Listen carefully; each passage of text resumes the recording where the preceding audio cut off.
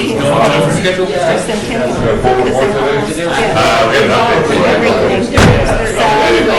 what we start doing. I put it online, you know, have you reviewed this and this, but maybe we go down and we can start reading.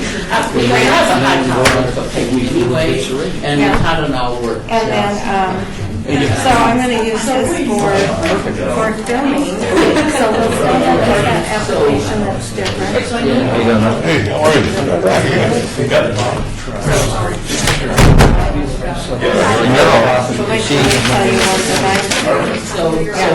Some of that is using your own, you know. And My filters are consumer reports. I'm working with Consumer reports.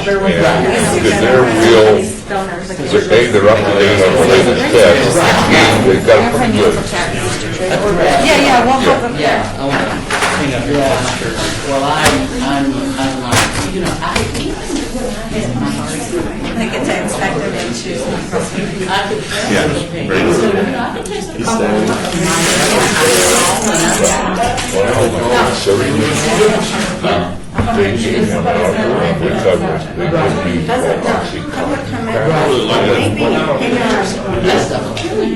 I've seen people in walls and a little discomfort is better than what I'm seeing. You know, back then, he said, well, it's hard to leave your house. I said, and the other thing, if I go over the counter, I don't want to hide it. see, I don't know. That's me. I don't want to cover it up. And we're covering it up. And, you know, and didn't, you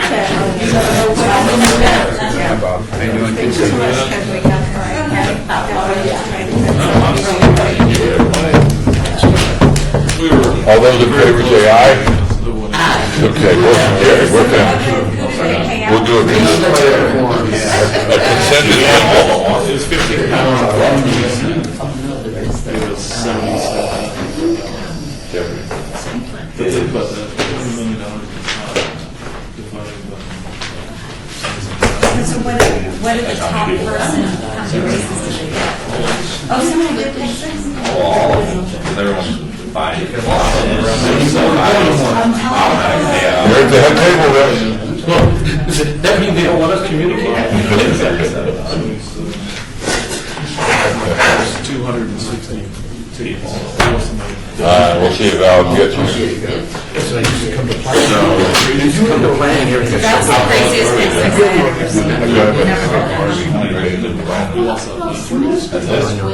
And the first one. The base 30s and the line like How do Carruthers look at who's came in? in one sense was He's good, I'm telling you, he's good. The last race was 34.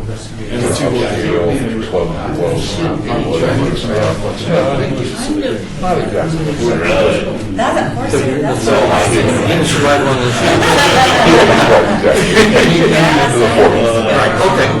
into the late 40s. So I bumped into this, and I'm writing a story, and I bumped into that. 5%. So they're probably on So we're tracking on the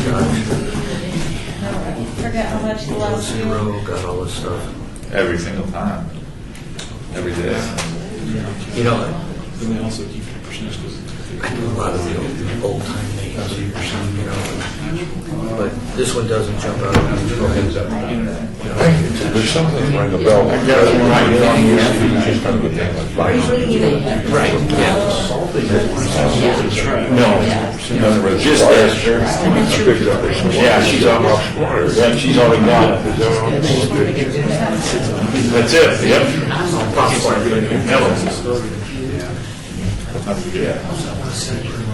Before.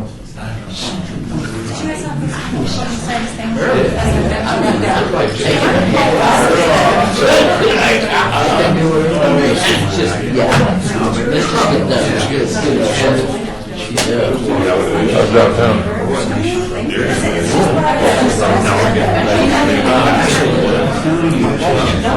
No, but we all have to know about it. Some of my guys are looking at. I think I'm very. And it comes out.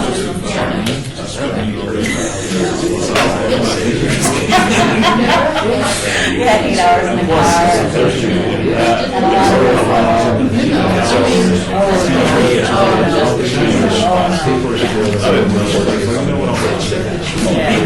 Oh, yeah. It would have been like a homicide.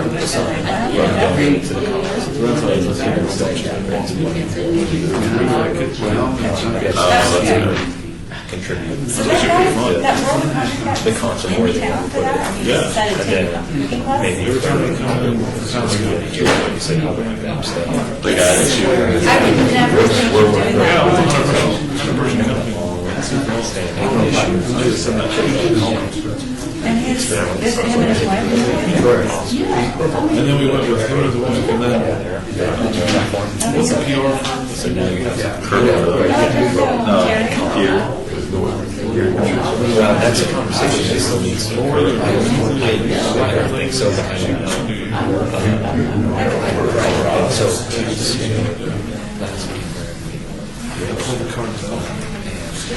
I would never think that. Oh, she did the PR. 2 years ago. And then so did that, and then there's this dude, so there's a couple. Like the whole crew. You guys all bonded and you're cooking us. Was it some like big grand chef or something that? Oh, it's Sterling Hall.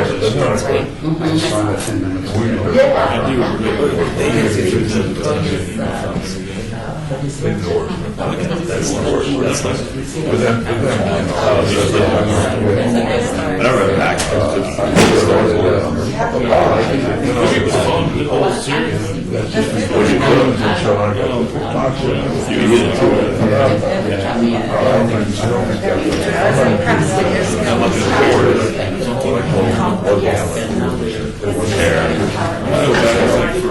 That was fun.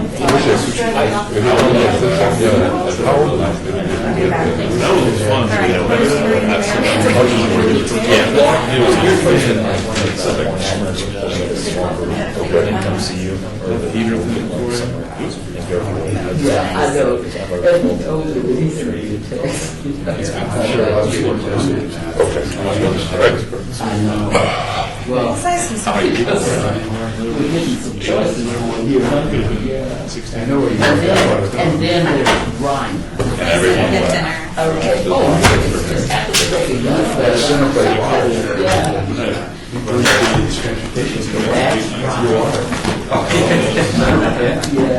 I told him to park in the middle. I like it.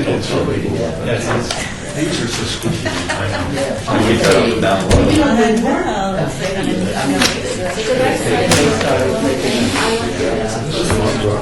Yeah, that is. Their technician right there.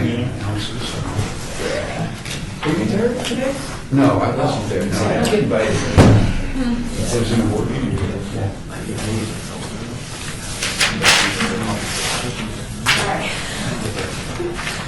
It was fun.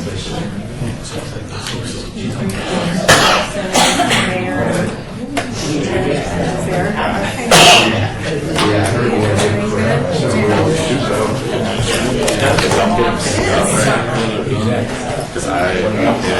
Good to see you. Bob, the answer is yes. Well, I'm sitting here. Get the,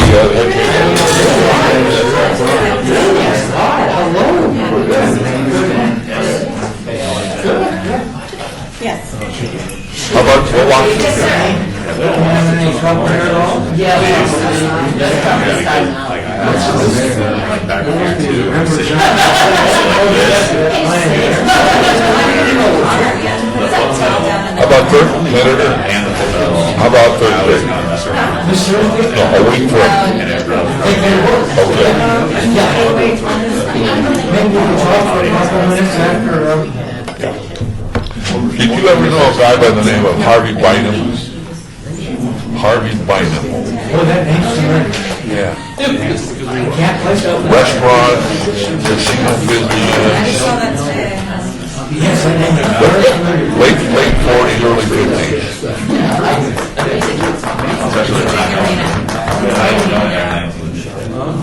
So, what time are you? I think probably like 2. Okay, well, let me take a look, so that would be,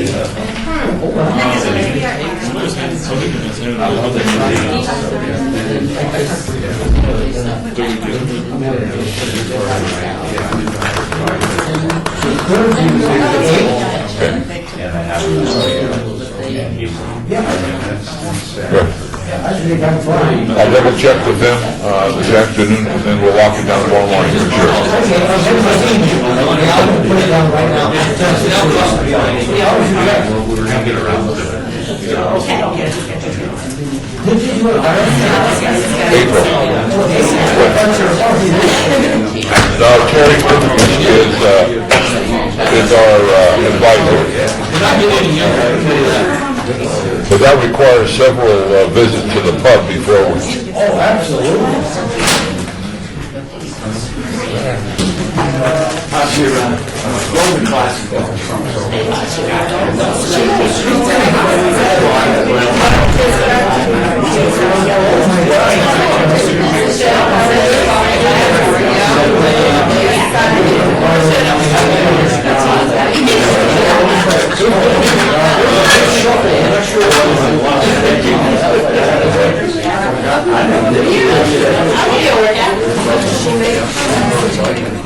Alright, so sorry. No, look at the beard. No, yeah. Very nice. We can play baseball. Where's your beard? It's on the show last night.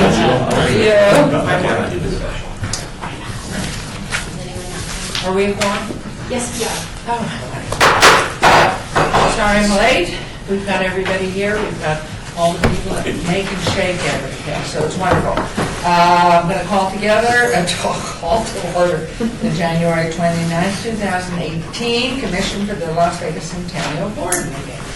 And thank you, Esther, for doing this. Well, Harry, how are you? We are in compliance, and would you like to do a roll call, please? Chair Goodman, Here. Commissioner Coffin, Here. Commissioner Bryan, Here? Commissioner Arnold, Here. Commissioner Stovall, Here. Commissioner Brown, Present.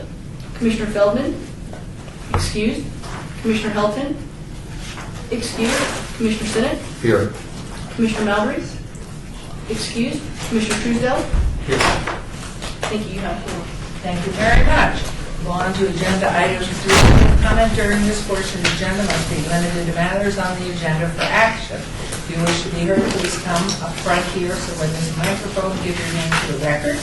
The amount of discussion as well as the amount of time any single speaker is allowed may be limited. Is there anybody from the public who would like to speak at this portion? Yes? So please come forward.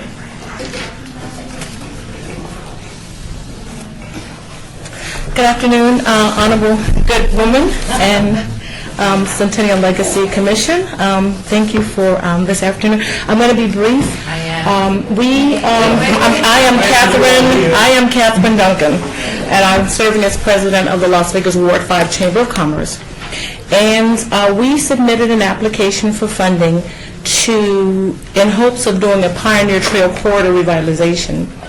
And we've been working with staff, and our application did not make the agenda for various reasons, so Ms. Ranke asked if I would come today and just speak during public comment to see how we could move forward, because while there are a lot of things that need to be done, we realized that we're overlapping with some other agencies, some things that are already happening in the city that we may not be aware of.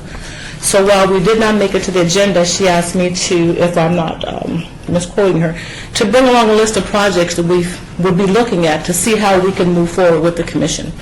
And so one of our immediate opportunities, as you know, the Moulin Rouge has been completely burned down and demolished, but there is still one 1954 sign that's still on the property, and we'd like to take whatever measures there are possible to at least preserve that one 1954 fleur-de-lis sign that's still on the property. So we reached out to Young Electric Sign Company to get some quotes from them to see what it would be like to preserve the sign on site, or to move the sign to another location to figure out what we're going to do with it, or just what we can do.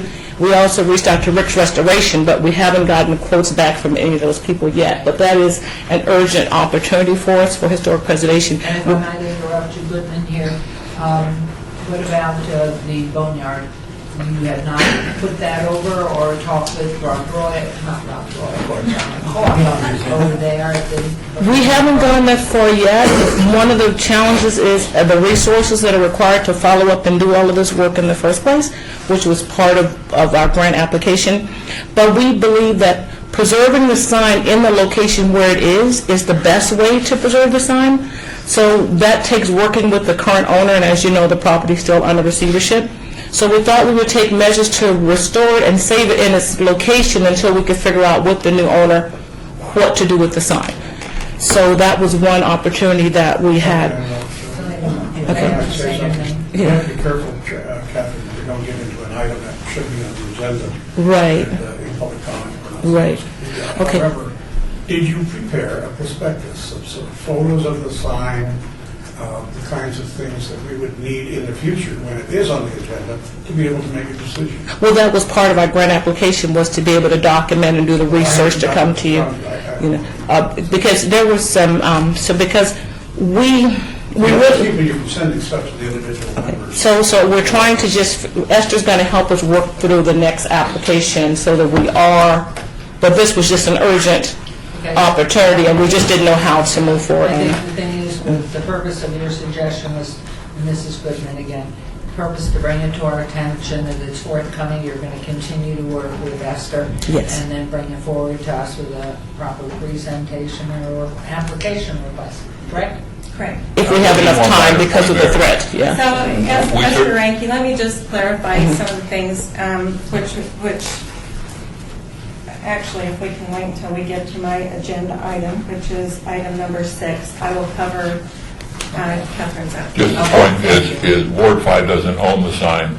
Correct. And so it's going to have to, the trustee will have to give the approval to do whatever is on that sign. So we just can't unilaterally fund something. Which he has. He has given So us. whatever, yeah. if that's part of the, if the judge is given authority to do something there, then and the trustee is signed off, those are steps that need to be seen. Yes. We just go ahead and, as Esther suggested, we'll cover this item during Esther's report. So I'll wait for item 6. Okay, thank you. Remember, Brian, one question.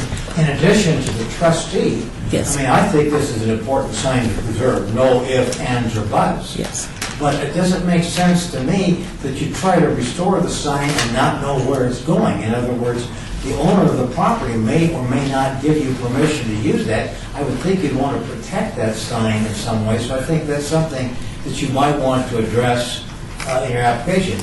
I think the mayor's on point here. That a sign like that, if you can't keep it on the location, the Neon Museum is a perfect place for it. And thank you, Congressman Bryan, and also the city senator, okay, president in my mind.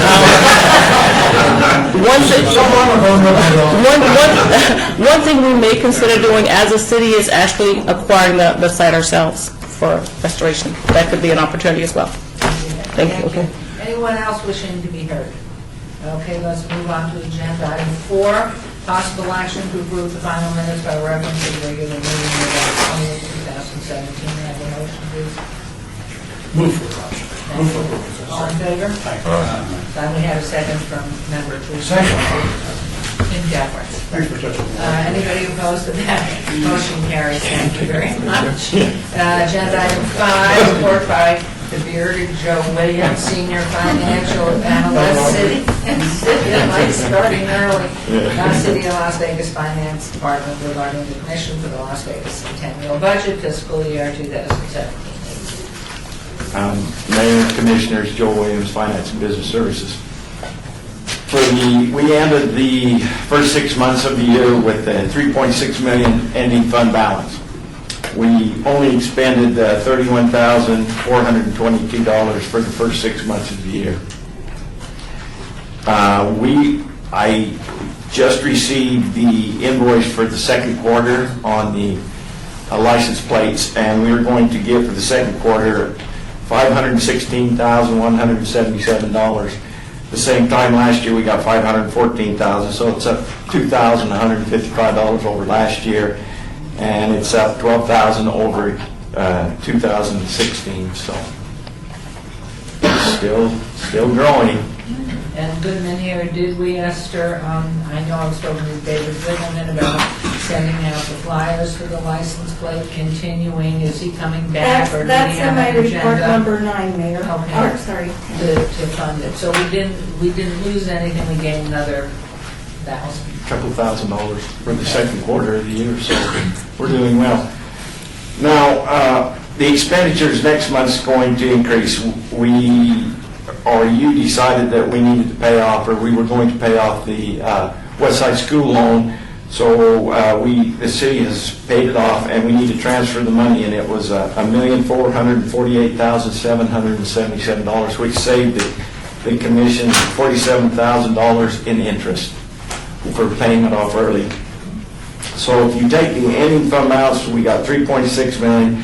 You back out the 1.4 million and you add the new license plates, the net decrease is going to be only 932,000.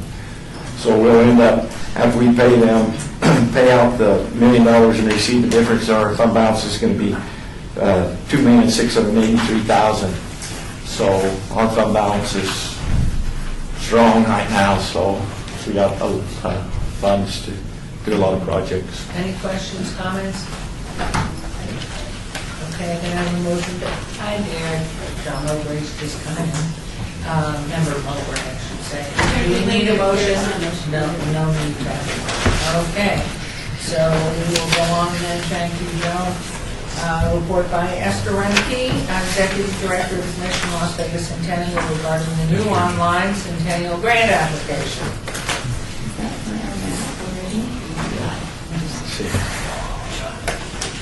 Now, this is just regarding, if I do something wrong here, back there. This is just regarding Centennial grant applications. So I may have, I'm flying solo today, so I apologize if I wrote something wrong in your book. But this is just to review the 2 grant applications that I've received since our last meeting. One being the application from Ward 5 Chamber of Commerce that was in the amount of $70,800, and it was to look at doing some revitalization work on Pioneer Trail Corridor. When I reviewed the application, and because Pioneer Trail is part of a city trailway, I brought Catherine in and her people and met with Allie from our Cultural Affairs Director. And this is kind of bigger than just the Centennial. They wanted funding for a consultant, professional services, website, social media, project coordination, and stakeholder summit in the amount of $70,800. So our direction was for Catherine to work with planning, cultural affairs, find out what the city is doing. We may very well have money allocated to do some of this, but it was going to take some time to vet out all of that. Moulin Rouge was not part of her grant application. She did call me after that, and I found out that the city, or the sign does not belong to the city. It belongs to the landowner. It's being protected right now. The city is making sure that nothing does happen to that sign until something happens to it. So at that time, after Catherine again has a plan of the cost from YESCO, where it's going, how it's going to be preserved, and our thought was a museum, but it was my understanding they're not interested in putting the sign there. So until Catherine has an opportunity to vet out all of that for Moulin Rouge. Well, I'd like to add to that, Goodman here, one, that if in fact it is mounted and stationary on the site, that who's responsible for maintaining it, since the site is in receivership.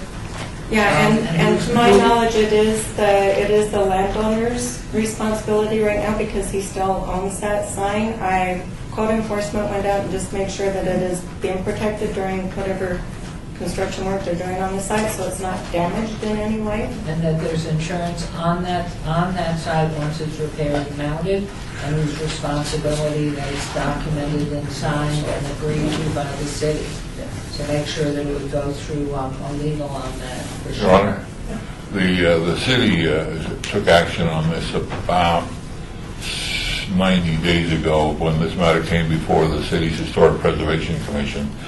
It was passed, a unanimous resolution was passed that sign be protected on site during the demolition work that was taking place there. And so it went through the system, and so the city is protecting that sign on site. Excellent. Yes, member. You go ahead, you go first. It's, Councilman, I'm priority. This is a lot like the Blue Angel sign, which we did not come to this commission for money. Yes, I don't we did. think. Yes, we How much did. did it come to? $140,000. We secured that, the landowner wanted to give it to us, did not want to give it to the museum for whatever reason, wanted the city to own it, so we found the money, we, as you know, and we have it in storage, and I'll be loaning it temporarily to the museum over there on the Donray property where they have an exhibit set up, but we got it off that property. Because you wouldn't want to leave that sign, you wouldn't want to sink $1 into that sign and leave it on location. It's subject to vandalism, so we'll cut that sign off and transport it into our own property, the Blue Angel. And then the plan is, and the land is ready, to plant it there in the center median where the motel was. Of course, we could replant the Moon Lagoon sign at or in the middle of the boulevard there. It depends on what we're going to do with financing. And the other thing we have to think take into consideration, the big Moulin Rouge sign was moved to the, and the city nor to the Neon owns that sign. That sign is still with the original owners, whoever that will be. Or so that needs to be worked out, needs to be finalized how the big sign is dealt with. So there may be a sort of a whole plan that needs to be thought about, not just one sign, but the two signs. Good point. So if you'll make sure I'm following that up, especially the legal and the inflationary. Thank you. Okay. Yeah, it seems to me this, we ought to say the sign, there's no ifs, ands, buts, as I said, but it seems to me there's so many questions that arise before we're going to be in a position to take action on it. In other words, who owns the sign? Where is it going to be? A whole host of questions. And if there's another sign, and I must say I do vaguely recall, although I was a child, on Minnesota, so I mean, I wasn't any one potential sign. But my nursery school was not that far away. Okay, all right. But I mean, which sign would be more likely to represent the historic significance of that property? I mean, I don't know whether one, both, or... Well, they both have sold off the record. They both have it. I mean, whatever can be saved and preserved, those are the only two real. Actually, there's another piece that's over there. There are several pieces that, and at its last meeting of the city's Historic Preservation Commission, a letter was sent that calling for a significant and visible monument, educational monument, be placed on the site. And the city does have some, through its HPC, some jurisdiction because that site is on the city's historic register as well as the state or the federal. But it's a city one, so if anything that takes place has to come before the city through the HPC, and then would go to the planning and, of course, the city council. So there are some elements there before any action can take place by the new owners. And I hope that that's resolved to move forward to preserving the spirit and the history of that important site in this community. Does the city have a place where this sign could be stored and protected? It does, Councilman? I'm sorry. Yes, we do have a small west yard where we have it kept for keeping, temporarily we're going to move it, or it is moved into that other location to benefit the fundraising activities of it. So I guess then we would have to find out who is the legal owner of the sign? We know who that is. Who is that? It's the district court, sir. It's under receivership right now. The Moulin Rouge property and the surrounding property has gone through bankruptcy and is now in receivership. So the asset may be the trustee in bankruptcy. Yes, and so the trustee would be interested in disposing of the entire site to the city if we would want to go that It route. seems to me you need somebody to represent you and maybe make application to the trustee to see if indeed that asset could be released, and in effect, the jurisdiction of the court would no longer be the one to control the sign. But I think you'd have to have a plan in Yes. terms of what you're going to do with it. Which is why we were- yeah. So I would think the city will work with you on that. I think we all are I think, very Senator, supportive. that's what the plan will be back. That's why we were coming to you for resources to make that plan happen. That was, but the challenge is we didn't come just for Moulin Rouge. We came for the Moulin Rouge, for Harrison House, for the Binion Mansion, there's so many beautiful historic properties along the Pioneer Trail. So instead of us focusing on just one property at a time, our goal was to put together a Pioneer Trail Alliance that can look at all of the historic properties and important structures along the That trail. will come back to us. And that will come back at the next, okay. Well, Thank you. So this is your Pastor report, but Ranky, you're on the agenda. just as a correction, not at the next board meeting, Catherine, when this whole thing has been vetted out from our planning department, from cultural, it's more than just, providing, part of her application was to bring an outside consultant in. We already have a consultant that's working with the city, so there's some things like that it's going to be a process to vet out the Pioneer Trail before. I think we're good. And it may not be that Ward 5 is awarded money, it may be the city is asking for help for that. It's Well, a it's part longer of the big process. piece, and just as we move along here, so the rest of your report pertains to... The rest of my report pertains to Ms. Heidi Swank, who is here. This was the only other grant application for $98,600 for Phase 2 of the Huey Taylor Archives project. Some of she's not up yet. This is just still. Some of our working group, they like the project, we like Huey Taylor. The only concern was the amount of money that right now the Centennial is providing to Nevada Preservation on some of these projects. So. Any other part of your report? That is it.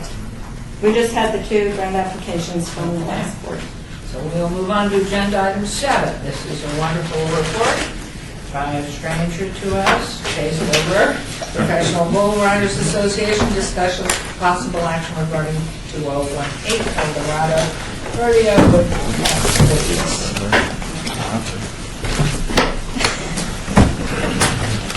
will reintroduce yourselves as we go through this.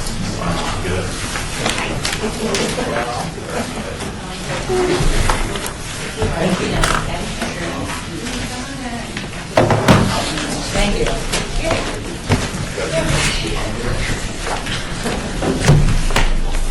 And what's this bull's name? I'm not sure about Come in, you're the bulls that come down the river. I call him 1934. We'll neighbor bull 1934. Chase Bobert for the record. Thank you again for having us down here. We're here today because Esther and Terry suggested we come and update the commission on the progress for 2018 Eldorado Days. And we had some key changes to the date and the location of the event. So we'll go through that here briefly with you. Is there a Goodman here? Is there a Y? Yes. Okay. Yep. Please include that. Yep, definitely. We were all set and presented to you that the event would take place at Mandalay Bay Event Center on May 11th through the 13th. Unfortunately, due to a convention that was booked inside Mandalay Bay Event Center, Domino's Pizza National Convention. You know, pizza. Absolutely. The move-in dates for their convention overlap with our move-out dates. We thought that we could work through that with them due to the cost of having to pre-rig their setup before our event.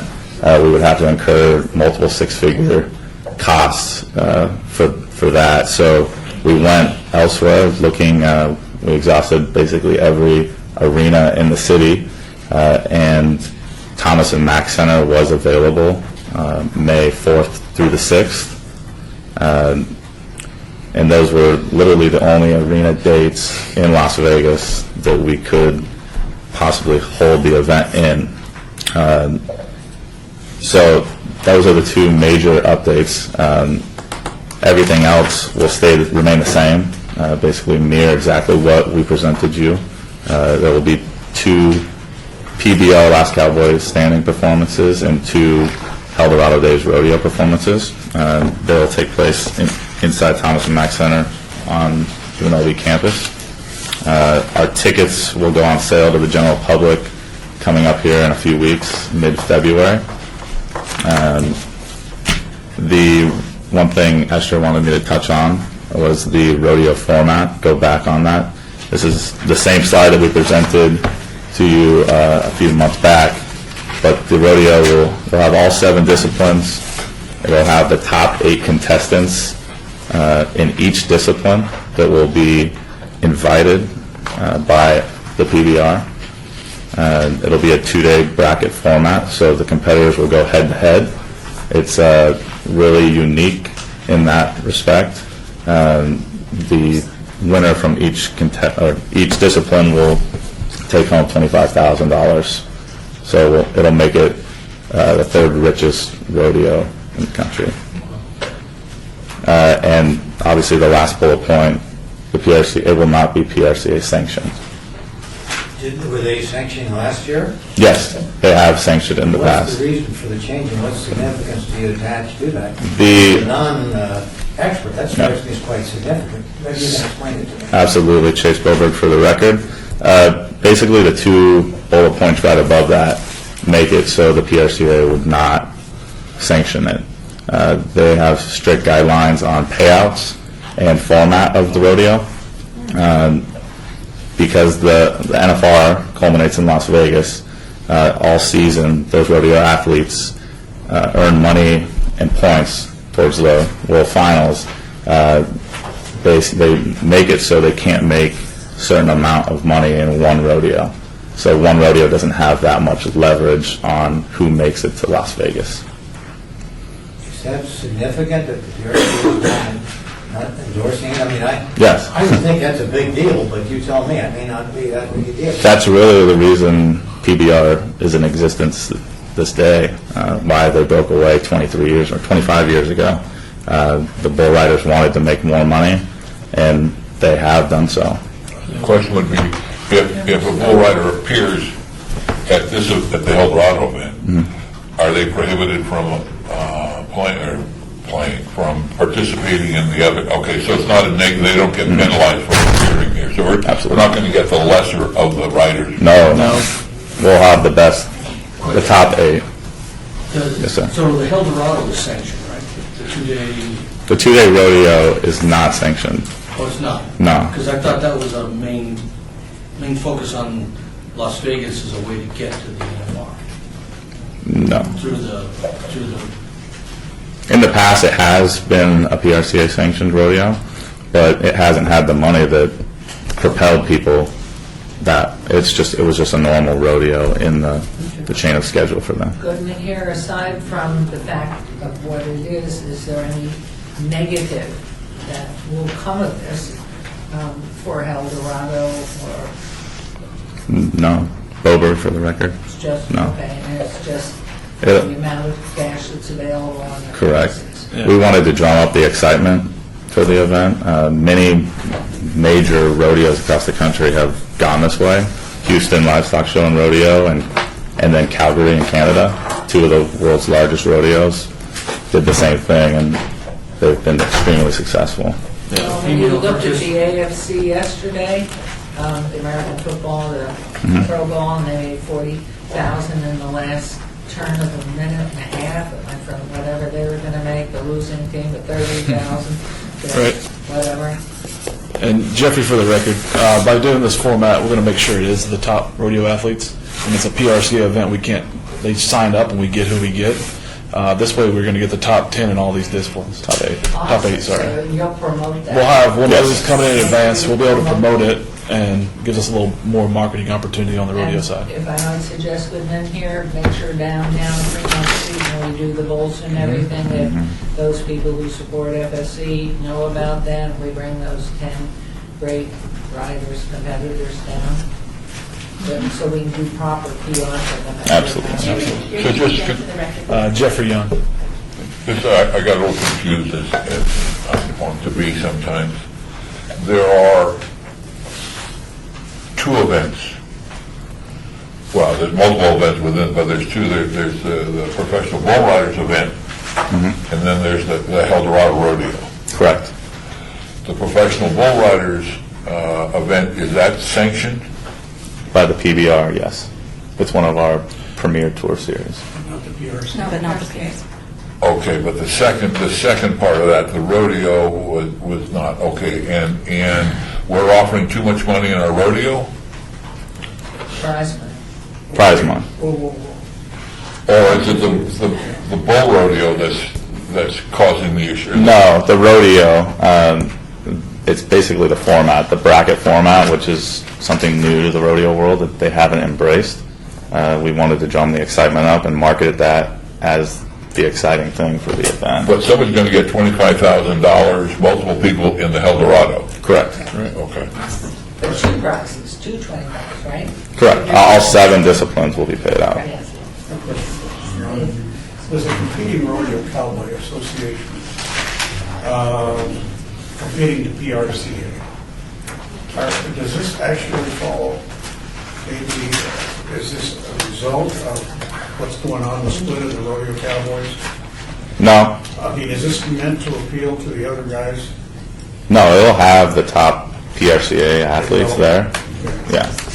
I can understand why they wouldn't sanction the money simply because they've got a strict formula for how, they give their points out, so I could understand that. Councilman Esther Ranke, just to help this, since I've been, producing rodeos since 2009, and I've learned more about rodeos than I probably ever thought I would in my life. One of the reasons that when we brought the rodeo back as part of El Dorado to go with the parade is we needed to get the name out there. We needed to get El Dorado back on the map. About one of the very few only reasons we did PRCA is because you're listed in their program book, and then the Cowboys can see, all right, El Dorado is next, and then we go here, and we go here, and we go here. But like they said, they're limited to the prize money. So Las Vegas has always drawn the top names in all of the disciplines because they, love coming to Las Vegas. We treat them very well. They make more money here. So going to this format is only going to help bring really the top of the top because they need that money. So even though it's not PRCA sanctioned, that's not in any way, shape, or means going to hurt the rodeo at all. But they don't get the points. Better. No, they won't. They won't get the points to go to the NFR, but they don't necessarily need the points. The reason they come to Las Vegas in May anyway is they love But don't they coming need to the Las points to Vegas. qualify? There's thousands of rodeos all over all states that they go, so they will just map that out during their years so that they can go to the rodeos that are qualifying events to get them to the NFR. I guess my point is, do you have any competition at that moment as El Dorado? Are there existing rodeos out there either the week before or the week after that would interfere? Can I answer that? Therese Everett for the record. Part of the whole excitement about having this format of rodeo is the top contestants have to struggle across all those because there are so many events. They're hustling, driving, and flying all over the place to make these points. So they're going to earn their points. The problem is they're not making the money, and they're spending it by traveling. What we're providing with El Dorado Days is a tremendous opportunity for them to make a ton of money right here in Las Vegas, so they want to come here. Okay. There will not be other, there may be other rodeos in other distant lands. I don't know about way outer market. I know in our close region here, we're fine. Those dates will be fine. It doesn't compete with Logandale or anything like that that are the really popular ones. But it's not, we shouldn't we shouldn't concern ourselves and worry about being non-sanctioned PRCA, because these contestants, and I spoke with a couple of them while they were here for NFR, they struggle to make their paycheck. Like, that's how they make their money. So to be able to come to one event and make $25,000 and only compete against 7 other people, that's a huge, huge asset and benefit. Just quickly, is there another PRC event on this same day? That's not in the immediate region. We've always had, the original date of Colorado, we've always been up against other rodeos in California. And I can't. There's gonna be another. But again, cowboys love coming to Las Vegas. So and a lot of them, the past couple of years, they'll do their event, and they're on a plane, train, or automobile, or Esther, I whatever wanted they to can say this. Let me to go to the next one. A lot of people are stepping on the PRCA without knowing, only because of this rivalry with PRCA and another rodeo group. So what is sanctioned by the PRCA on these dates? Is there something? Are we going to pull these riders from a PRCA event and then create resentment? Because again, we're trying to get along with PRCA. Absolutely. You know, it's touchy sometimes for those guys. There's nothing in the immediate region. When you say that, I don't know whether that matters. Well, it's just like Logandale is direct competition. If we were to book on Logandale, we'd have a problem. Well, But Logandale's in April. that's Logandale here in. Yeah. It's a How big about one. something in Texas, California, Montana, Utah? Come on. There's always multiple There's- rodeos on every weekend. Every weekend. So how about put the word significant, is there a significant? No, there's not a significant rodeo on that day. Okay. Maybe a mom and But pop. I've got the same concern. Yeah, we've got to balance this, just so you know. We're not going to take off the PRCA. No, And something, Teresa, Did the state change because of 1 October? our venue changed because of 1 October. right. It was always going to be. And no, the venue changed because of 1 October, and then there was no other venues available on that weekend. So that's why we changed dates. Member Army, you're good? Okay. Question, just, you said all disciplines get 20. So the women's event, that winner of that will make 25,000 compared to everybody else, right? Correct. Great. Good, all fair. Okay, any other questions, comments, aside from the love affair that's going on? Thank you. Really impressive. Councilman, thank you very much. We have a motion and a second by Mr. Truesdale. All in favor, he never pays attention, signify by aye. Aye. Any opposed? Anybody not paying attention? Carries. We will now move on. Thank you very much. Thank you. And please, if that roll now is named 1934. All right, move on to number 8, discussion for possible action regarding a grant request by Heidi Swank about a preservation foundation, the amount of $98,600 for phase 2 of the Huey Taylor Archives project. I have some show and tell. Please show and tell, roll for it.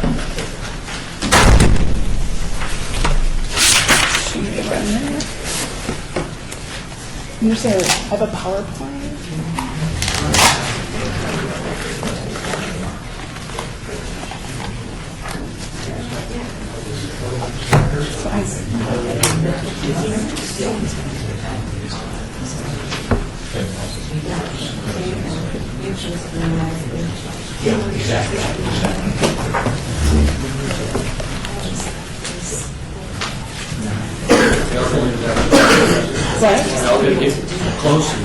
So No, I'm going to pass it around.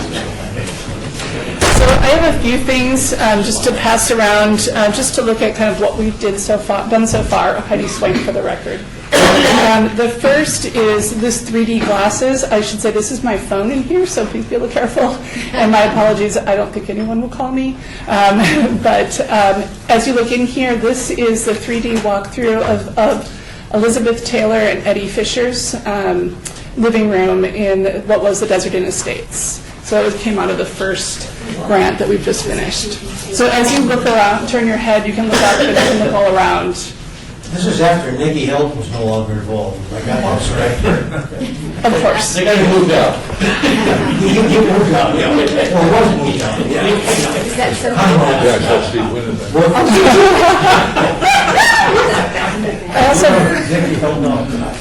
I also brought a photo from the Clark collection that was a new part of this, will be part of this grant, which is part of what volunteers worked on for us. It is Wilbur Clark with Jerry Lewis and Dean Martin, and I'm unsure of this gentleman, who he is, and it is signed. So this came to us. So be careful, the top is open, so just don't let it... Part of the law still will know him, so go ahead. And then this folder is out of the Taylor collateral, and I'd asked to be very careful with it. It is all of the collateral that goes with the Morelli house. It is original sketches that Hugh Taylor did, just little hand ones. It's a lot of the material that goes with the plans for the house. So feel free to page on through it, but just be careful with it. I think it's the director of the movie Irma Goes West, starring Jerry Martin or Dean Martin. And our last item on this show and tell also comes from the Clark collection. It is 2 Desert Inn casino ties that were found in the box of many things we received from Wilbur and Tony Clark. So I'll let you take a look at those as they go around. See, this is the TV part that I'm just waiting for they still works. I'm able to figure out whether those are dealer ties or the ones they sold in the gift shop. Yeah, and I'm not sure. Yeah. But a lot of the dealers would wear those kind of ties. You have the same problem I have. Yeah, it's normally outside there. Yeah. This is the copy that pops up.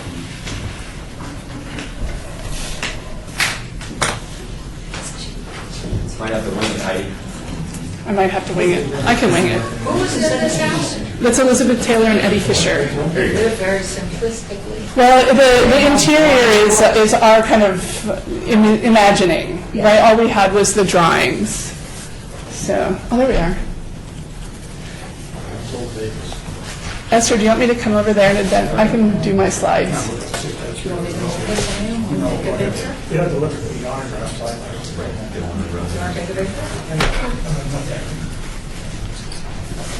just looking at the front of the list. I don't think that's good. They were in that one. Wait, yes, they are. Yeah. It would be helpful. No, Howard Walker, directly. no, give me the guy that did shot Viva Las Vegas with Elvis. Who was that? Hal Wallace? Hal Wallace is Hal Wallace with an accent. Right. He did most of Mark and Lewis's, however, John Warren is listed as the lead actor in Marie Wilson. Then you got Mark and Lewis and Jones. Maureen and Calvary. Where are we? Okay. I'm ready whenever you are. Your plan behind us. Okay. Go ahead then, please. Okay, so I just have a brief PowerPoint presentation. So the first, I just want to give you a summary of what we did with the phase 1 of the Hugh Taylor Archive. The first thing we did is we went and got some help. We knew we needed to recruit some experts to help us out with the archive. We hired Insight Studios that did the 3D walkthrough that you've got to take a look at here for 6 different houses. If you know the Bliss Dairy folks, we have Sid Bliss's house and a couple other folks with some remarkable homes that Hugh Taylor designed. We also hired a professional archivist who taught us how to do a lot of great things like encapsulation of photos and where to get good deals on acid-free folders, and she worked for us last year and got us through that very first phase of the archive. We also tapped into volunteers. The archive is very popular with our volunteers. We had over 250 hours of volunteers working on the archive. They did everything from moving the archive from Priscilla and Hugh's garage to our offices. We had one person who, on his own, migrated all of the drawings out of the old wood files, it was big stacks, into small folders and into the flat files. And then began to catalog and document all this collateral material that you see with the Morelli house. That's just one of many bits of collateral that we found. Does the junior league have copies of this? They do, yeah. Mhm. And then we also compiled a spreadsheet of the collateral contents.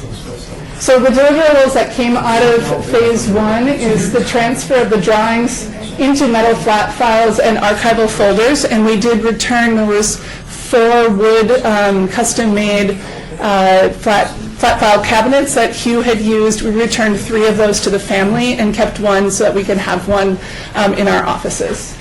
We recorded the metadata on drawings, renderings, objects in Past Perfect Museum software. This is the same software that Nevada State Museum uses. And if you can see it's a little bit small, but that's basically one entry, part of one entry in Past Perfect software. So we were able to record how many bedrooms, the square feet, the style of architecture. So now researchers can go in there and just search for it. And we've also been able to show a lot of folks who live in Hugh Taylor's their original drawings. They contact us, and if they know the original owner, then we can look that up. And then there's a spot to enter the address, because we don't have all the addresses for these yet, but we do have all the owners. We created the 3D models and did conservation, preservation of the oversized and fragile drawings. Nevada State Museum has been extremely helpful. We had some drawings that Hugh had done in junior high from 1941 that were extremely brittle. They've been rolled up for about 60 years, and they helped us to humidify them and press them flat, and now we're working on repairing them. So that's kind of what we did with the first part. The second phase is really about kind of other stuff that we got and kind of supplementing that and then finalizing the documentation. So we did receive some additional donations in the summer of 2016. Hugh and Priscilla Taylor identified 2 4-drawer file cabinets and about 6 boxes of collateral. This is what you see in the Morelli House folder and much more. And so we need to kind of sort through those. The Wilbur and Tony Clark estate donation, that was many photos and a lot of documents. We are only keeping those items that relate to Hugh Taylor's work because he was our guy, that's what we do. Everything else will go to Nevada State Museum. And then we also found, we had written the original grant based on Hugh's documentation in a notebook of all of the projects he had, but we found a good number of unnumbered projects as we went through the archive, as well as some larger plans that were kind of folded up and put in there that we did not realize were there. So those need to be processed like the others. So in this phase, we are also planning to expand our volunteer staff. We have 1 volunteer who's working on the archive, and it's just not going fast enough. So since it's a very popular program at Nevada Preservation, we're going to be expanding it to 3 archive assistants who will go through these 6 boxes of collateral and do a lot of that simple sorting and figuring things out and documenting that is easily trained. We're also going to bring in 1 digital archive assistant, someone who can scan all of these amazing photos from the Clark estate that relate to Hugh Taylor's work and get those uploaded into Past Perfect software so they'll be accessible too. And then, of course, we'll end up with 3 archive movers who will help us once all of the documentation is done. The archive goes on long-term loan to Nevada State Museum. So deliverables from phase 2 would be to sort and document additional donations, scan all the Taylor drawings and upload them into Past Perfect Museum software.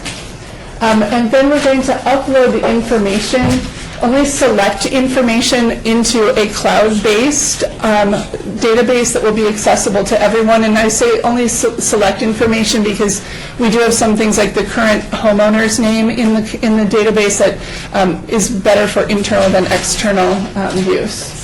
Then we also want to follow best practices for archives, and so we have been in consultation with other archivists and other archives on what are those best practices for long-term storage, because the paper will only last so long.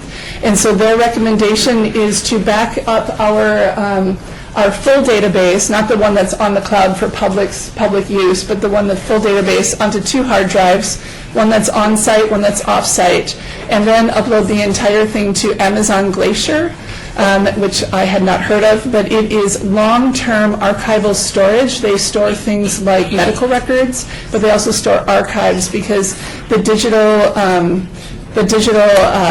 images do not degrade on their site, and it's inexpensive and is not something that you access very often, only when you have a crash or something like that, but it's always will be in one place up on the cloud.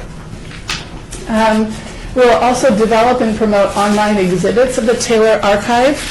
We have come across some pretty cool projects. There's a collection of some amazing bomb shelters that were designed, and so we were thinking about doing a bomb shelter exhibit.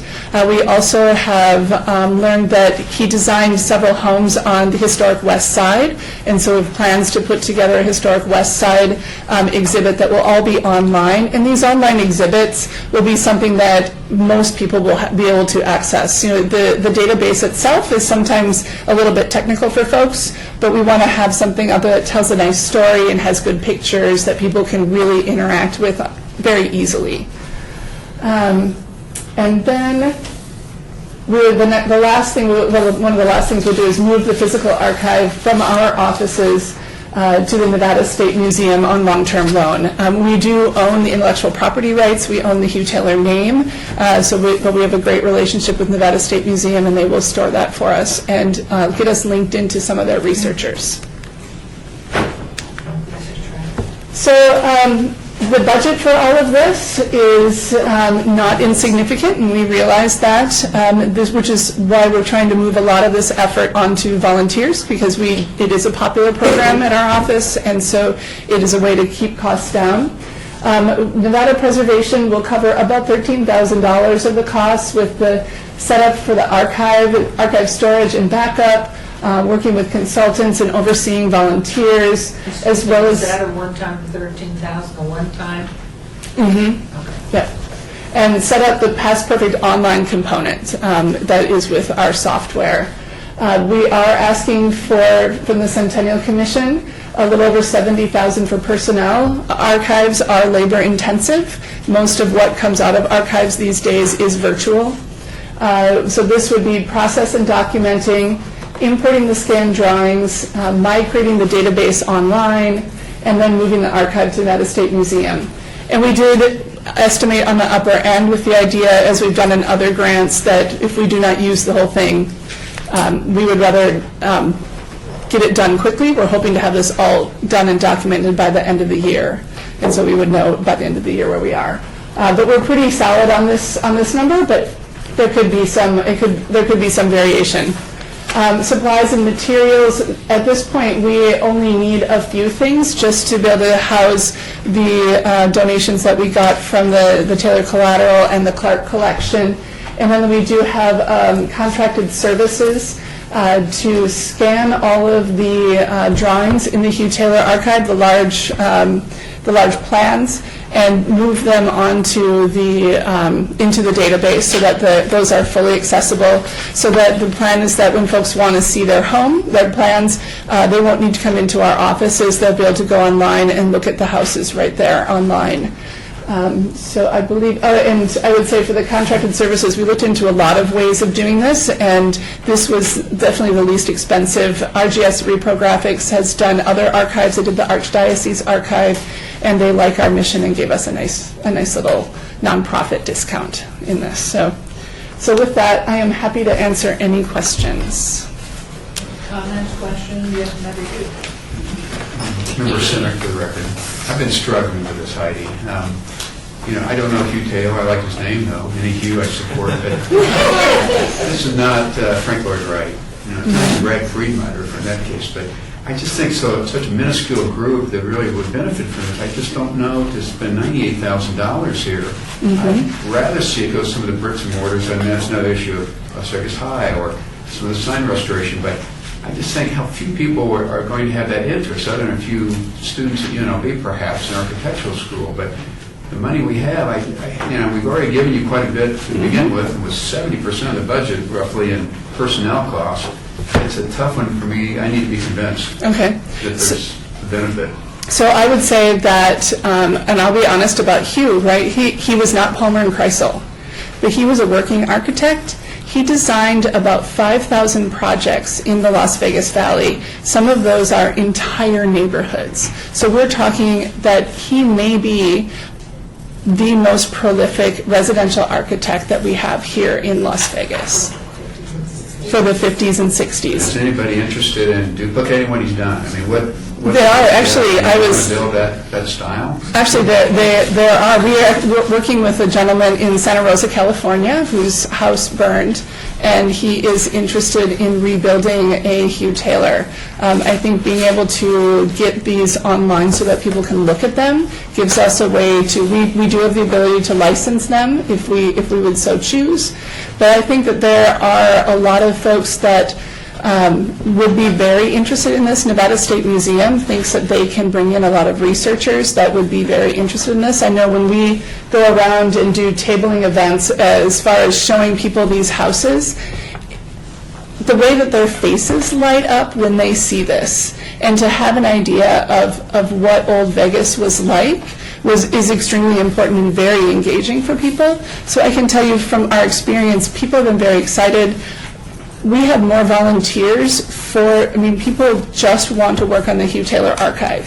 It is hard for us to get them to sell them on something else at this point. So there is definitely that interest out there.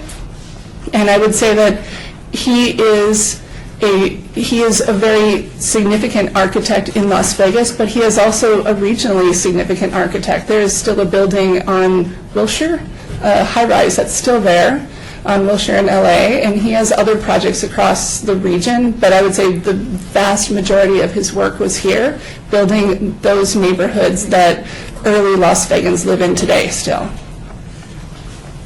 Yes, Councilman Malcolm. Okay, Heidi, did you do Paradise Palms? He was the original architect for Paradise Palms, and that came out of, we received a grant through the State Historic Preservation Office a couple years ago to do that research.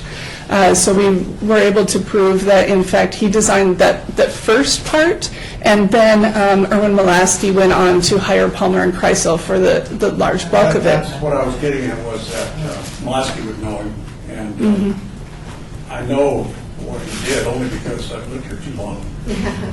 But it is obviously a regional name only, but it is, if you're regional. Yeah. If you have somebody of significance like that, it's important to say what you can get of them. And they probably are pretty fragile. Member Brian? Yeah, I knew you personally, just a delightful person. Very fond of. I guess the question I have, there's no doubt that he was a significant part of the architectural history of Las Vegas. What you're asking us to do is to provide more resources for a more in-depth digitizing and all of that sort of thing. My question is that there are other architects who played a significant role. Maybe not as great as you, but I remember when I was a kid, and Al Warswick, who had a 1946 Cadillac limousine that I wrote for. Quite a vehicle. Dark room was quite nice. It was. But there are others, and Zig and Sharp, and there's all these people at different stages. I guess my question, if we're trying to do something to depict various eras and people who had significance, does any of their work compare with Hugh? Let's assume that Hugh has done more than anybody else, but to get a different flavor, is it helpful for us to look at other architects who made significant contributions to our architectural heritage, rather than putting all of our eggs in one basket? And that is, and that's a valid question, I think. But I do think that what we have now of Hugh's allows us to really understand what his architecture was about. And one of the things, I think, for me at least, Zick and Sharp did amazing banks and large office buildings, and they did some of those things that are much more visible, I would say, than Hugh's work, which is, in his words, was to create a home that was comfortable for the regular person.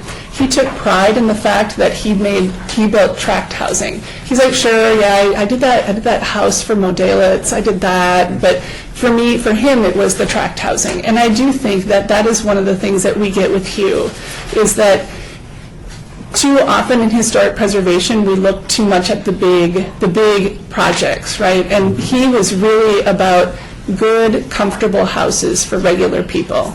And I think that's one of the things that we need to focus on is what were regular folks living in? And that's a lot of what Hugh designed. I ask this question not to be in any way adversarial. We were doing this in northern Nevada.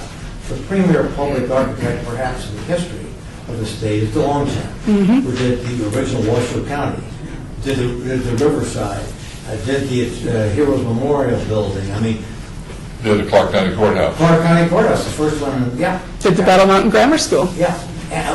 Is there anybody, I'm not denigrating mid-century modern. I was part of that. I didn't think it was so hot myself. I understand that it's gotten older, it's gotten better. I like some of us, so I do recognize that. Well, my question is along the same lines, and one of the things that bothers me on a lot of documentaries about figures is the only reason there are documentaries being done is because there's video available of those people. They were B or C characters, but there just happened to be a lot of video available. And are we bringing this gentleman way up on some sort of a plateau that this is, well, because we don't have the second chart, we don't have this, we don't have that these.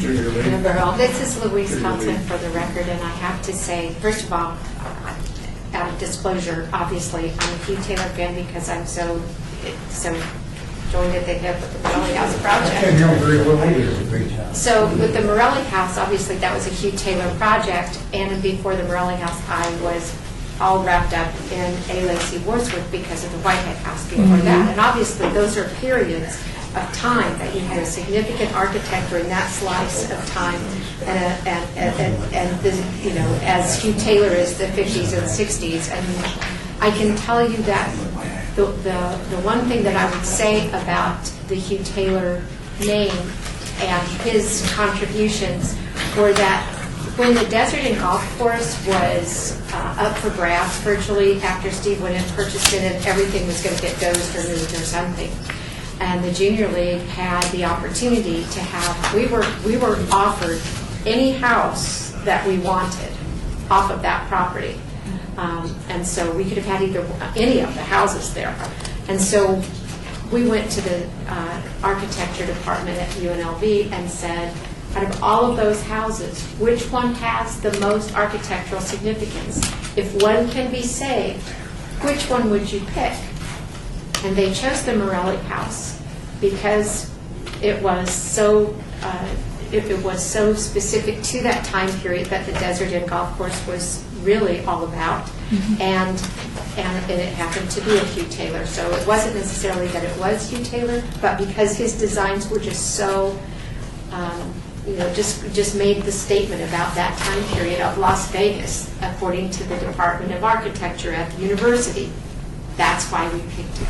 A couple of questions on the personnel costs, I think, was brought up. Esther, have all the personnel costs that are in there, do they fit what we allow? Yeah, I don't think Heidi went over any of the salaries that we have in the application. I mean, there's no benefits and there's none of those things that we don't. Everything that's in here says that it includes salaries, wages, payroll, taxes, and benefits and professional services. So it's all calculated at about $50 an hour. And it's not broken out on our grant, but I did some quick math, and that shows you how many hours they're talking about. It's no minimum wage. We do not pay minimum wage. Is any of this available online right now? We do have the 3D walkthroughs, but we have to move things just the way the software works.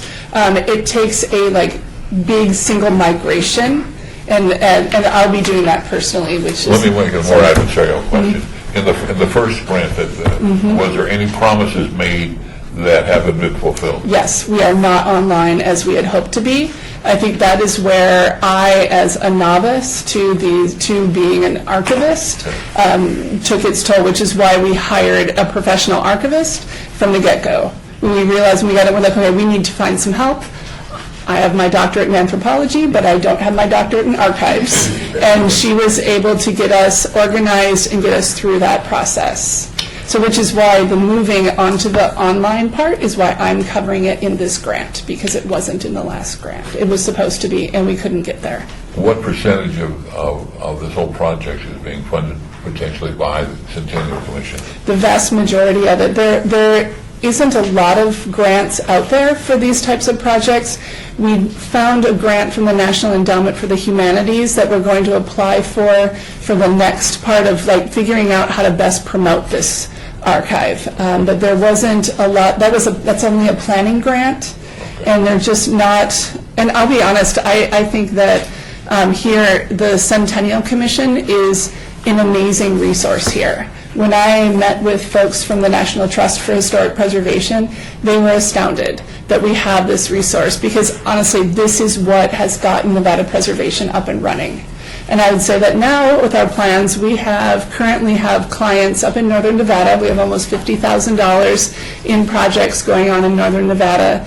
And so that is allowing us to hopefully ease away from asking you all for money all the time. And I will be coming back in public comment to tell you about the projects you didn't fund. Well, that's my next question. Do you see any additional funding requests for this particular project? No. Coming from this? So this is the... This is it. This is because we have closed the door on more donations. We aren't interested in becoming a significant archive. We want to know about Hugh. We want to talk about Hugh. He is our guy. And that's kind of common with historic preservation organizations, that they have an architect who best fits with their mission.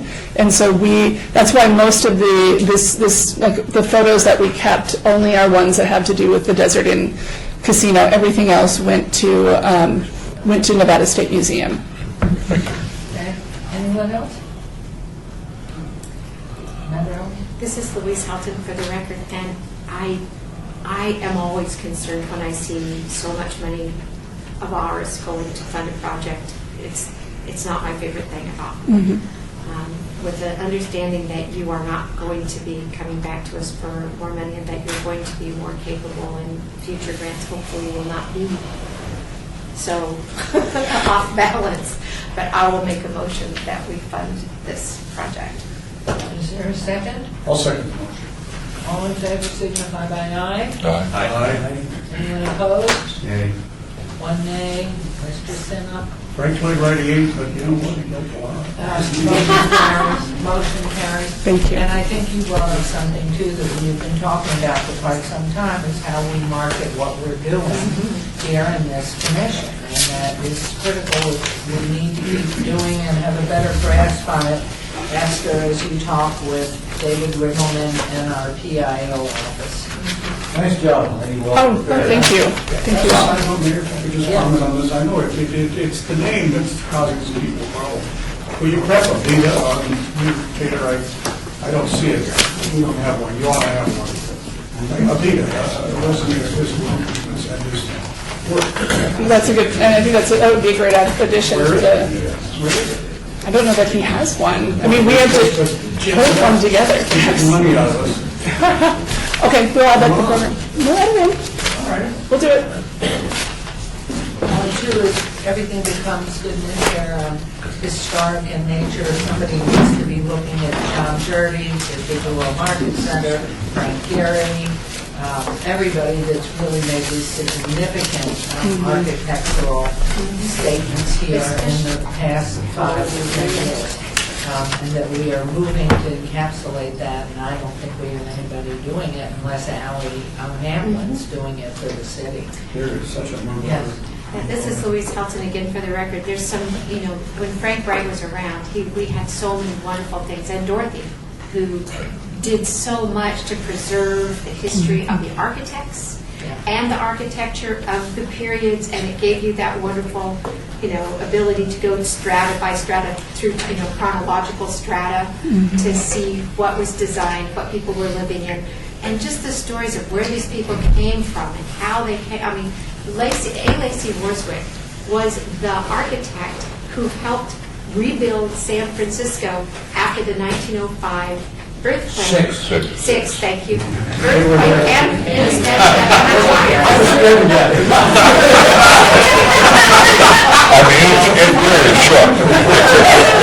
a whole year.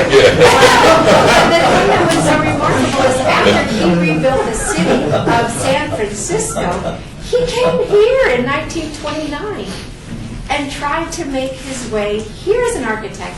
And he designed some really incredible places that are on the historic register and are not, but they're incredible. The Henderson House, I mean, the Whitehead House that we lost, but so many other fabulous things. And the stories of these people are remarkable and say a lot about who built Las Vegas, literally. And I think the point is, there are two corrections that I'd like to make. One, Thomas and Mack is not in the city of Las Vegas, as was sort of alluded to earlier. Number two, when you're getting questioned about, I think you use the term old Las Vegas. Somebody was thinking of old Las Vegas in 1905, 1920, as opposed to mid-century. That wasn't old Las Vegas to some You could save us a few bucks, you would not be written down. Oh, no, this is why we're expanding our volunteers. Yeah. Notwithstanding your ignorance about it, I will say this about you. Heavily influenced by Frank Lloyd Wright, and as you walk around, drive around town, you're going to notice funny looking cinder blocks shaped in weird air. Huge Miller took that from, if you look at the Arizona architecture of the 20s and 30s and 40s, what Lloyd Wright did. In fact, that is the influence on The convention had an original touch for some of that kind of circular whole things in the original effort back in '59. when you see it, say it. Okay, thank you. Thank you. Great job as always. Let's move on to agenda item 9. Where'd you go, Esther? Okay, discussion for possible action regarding a new online film grant application, Las Vegas Centennial. Strike my comment, well, you can't talk, strike my comment about news intelligence. We're on the record. Please. We're talking about. All right, good afternoon. Esther Ranky for the record. From our last meeting, and actually this has kind of been happening since we started our strategic planning, we've always struggled with film and video grant applications that we've got.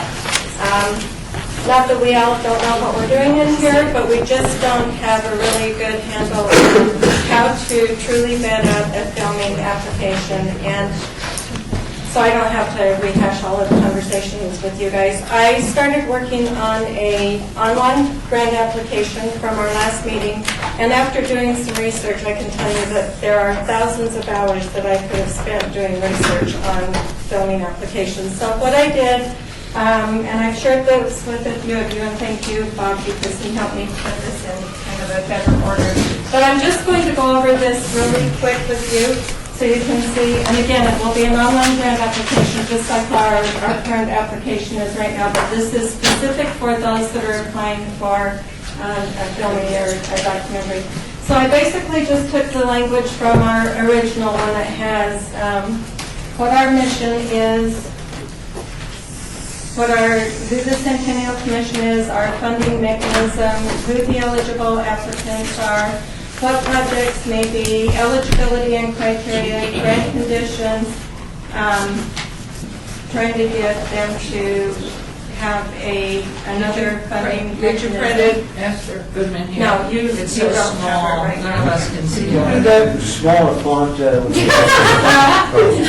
I will send it to you, but there's a method to my madness here, so just hang on with me. Can't see it, it's a big blur. So the grant application just asks for, what is your project? How is it fitting our criteria? And it just asks for a synopsis of what your application is. So I was still struggling with this, even coming up with this, although this works because it gets you the information that you're looking for. But what I was struggling with is, we still don't know exactly how to vet out, are the salaries right? Are we doing what we need to do? So along comes Kip, who sends me a fabulous email, because I had asked him if he could look at the grant application and Kip sent me an incredible form that I am going to show you because I think it's also something that we can use for all of our grant applications. Hang on. I can tell you that I know, this is a different system now than what my computer is on, and that's not I good. think that's my email that you got today. It probably is. Hang on, I just had it up.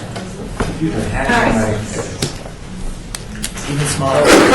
So this is what Vegas PBS uses. They did a strategic planning session, and it talks about the alignment. I don't know if you can even read that, and I don't know how to make it bigger. But it talks about the strategic alignment, and then it's negative 1 through 3, neutral 4 through 6, positive 8 through 10, and then you have a total rating over here. So strategic alignment, community alignment, fund development, branding, outreach, partnership, organizational So it has almost everything that actually completely fits, even our regular grant requests. So Kip has offered to be on a working group with us, so when we get film grant applications in, we'll use this online film. We will create a working group with just me and maybe Bob Stovall and Kip, and are we, anybody else? Bruce? Yes, a small working group. But they can help review the grant applications for us and say, yep, this makes sense, yep, this is in line with what you would typically pay somebody.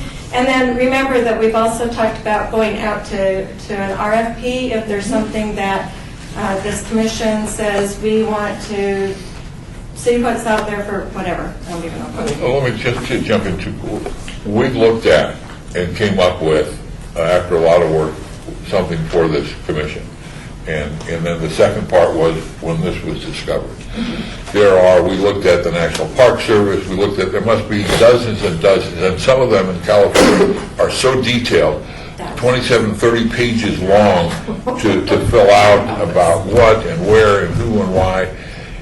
And we just sort of backed off and came up with a workable plan that fit. But then this one was brought forward. So that would be my first point. My second point is on the working group, I'm not sure if we want to have two people from PBS on that in the sense that they may be coming an applicant. And as neutral as I'm sure that they would be. So maybe we can work that out. So the third point is, and it was really the second half of what we were talking about, is that this commission said it was going to be more proactive and come up with topics rather than waiting for some ideas to come in. Because we overlapped a lot of ideas, and there was a second part of the third part, and that was we're looking for long form, not a bunch of vignettes again. We're looking at long form video projects rather than little snippet kinds of things. So that was the elements that we brought up. This second part, both of them worked. This one I think was just a slight little adjustment about including some of the things we don't pay for, premiere parties and those kinds of things. We could include, but I think it's very solid. Have you read that, good many, or have you read that in detail? Yes. Okay. Yeah, it's. Yeah, and like I said, this is Vegas PBS. Terry and I can take it and read it and put more of the language like the Centennial. But I thought this was such a great format to use on everything we do. So our working groups were just a general grant application. We sit down and make sure that it's hitting all of everything that we need it to fit for Centennial. Do you want to? If I can make comment, Yes. just to give a little bit of context. And your name again, please, for the record. Kip Mortenberger, Vegas PBS, for the record. The intention of this document for Vegas PBS was really to kind of focus strategically everything we do for our major initiatives. So that is productions and documentaries, but also outreach efforts. Some of our digital content would go through this process. So consider it through that lens. Why I offer this to Esther is I think this can be modified to fit your priorities here. And I think it could be modified in a way where it can be used as a scoring table for your grants. But I think it could also be used, to Bob Stoll's point, to make decisions on potential topics you have for documentaries, to make sure they fit the strategies, the mission, the focus, the intention of what you want to do. So I think it could serve a dual purpose and potentially use the same document to do so. So what is the timeline, Esther, to have this all pulled together? Well, let me answer for that, Esther. I think that the two of these things can be merged together. We should be able to come back with something at the next meeting at the very latest. Something you can read ahead of time. Yeah, well, I'd love to see it ahead of time, I'm sure everybody. In a format that we can see. Yeah. Mayor, Ryan Arnold for the record. I just want to thank the PBS guys for offering this up. And I may suggest, obviously, Bob, this is your baby, it sounds like. I might suggest that they stay, if we can convince them to stay on board for maybe the first, quarter of reviews or something like that, just so we kind of get a sense of how they've been using this tool to vet certain projects. It just may be a benefit to us. The things we want to include is to help the potential grantees, grantors, grant requesters, our filter. Yes. Because where people have, now that we have given some money out for it, they say, well, I've got a great idea we should do on a mountain climbing in southern Nevada. Well, this is for the city of Las Vegas's parameters. And so I think we need to include that in the filter so people can, or I can adjust my project so it is a success. That will be one of the things. We'll just take it from our mission statement and include it in there. Make the match. Yeah, this is Louise Houghton for the record, and just one more time, my little broken record, I would love a video that went with the book that we created during the Centennial, the history book that's in the school district now, that the Springs in the Deserts textbook that is already available and is limited, of course, because it was published once in 2005 and there's been additional history added since then. And by doing it with film, we can continue to add to it. But it would be great to have that as an option or as a supplement to the book. Maybe one of the things, Mayor, I could suggest you request that each member of the commission send their ideas for long-form documentaries to Esther, and she could start developing a list of topics. As long as they're historical in nature. And within the city of Las Vegas. And Esther, and then we can go back and maybe prioritize and pick the top few and do an RFI and see who is interested in doing something like that. I know, if you remember during our conversation with Robert Cunningham and the guys from Nellis Air Force, we thought maybe doing a documentary on that, spending money on something like that, and not just spending money to help market their event. Maybe that's something, but again, if we had a list of what this group feels like they would like to see, then I can work with purchasing, we can send RFIs out and see when we get back. And I would recommend that first go back and check with Nellis, because they do have some historical centers, and you find out what they have about their development of Nellis. And of course, Screech much later. So, points well taken, thank you. So, yes, everybody. Okay, anything else, Esther? On this, applicants, I see applicants in front of us, so. Well, they had originally applied in November. What was that on school meeting? November. But then we wanted to go through this online application. So once again, we're going to have to, once we finalize the online grant application and that criteria, but taken from what Bob just said, they're not interested in a bunch of little vignettes anymore. We're interested in more big documentaries. So once we get this done. So Are you pretty sure, if I just made for 1 sec, do they need to be brought up to speed on this? Yes, they'll have to reapply on the grant application for. So therefore, just knowing that, you'll unfortunately be back again with more information to follow it. So I'd say go ahead and, if you want to, then announce yourselves and present. Well, I'm just wondering if it's worthwhile now, because they may have to regroup to fit Yeah, they're not on the agenda to be heard for their application that we heard in November. So would right you now. prefer they come back? Yes. Yes. I think it's appropriate. So we have this parameter in our hands, so we. So will, just Jerry Smith, are we going to have access to this as well, to modify if need be, or is just that we submit it? So, Yeah, you'll have access to everything to you this? have and we'll wait. And what the criteria are is what I'm asking. Yeah, I think to be fair, the committee here needs to finalize Right, of what course. our form is, and then once it's voted on and accepted here, it can be used for you guys. It'll save applicants time, money. Right, of course. Effort to even come before us. So when I received the email about putting, there will be a RFP or RFI? Yeah, okay. Information. And I have a record label, and some artists will submit music, and some will not. Some will submit music, and the label will say, no, we don't want it. And then they go ahead a year or two later and put it out.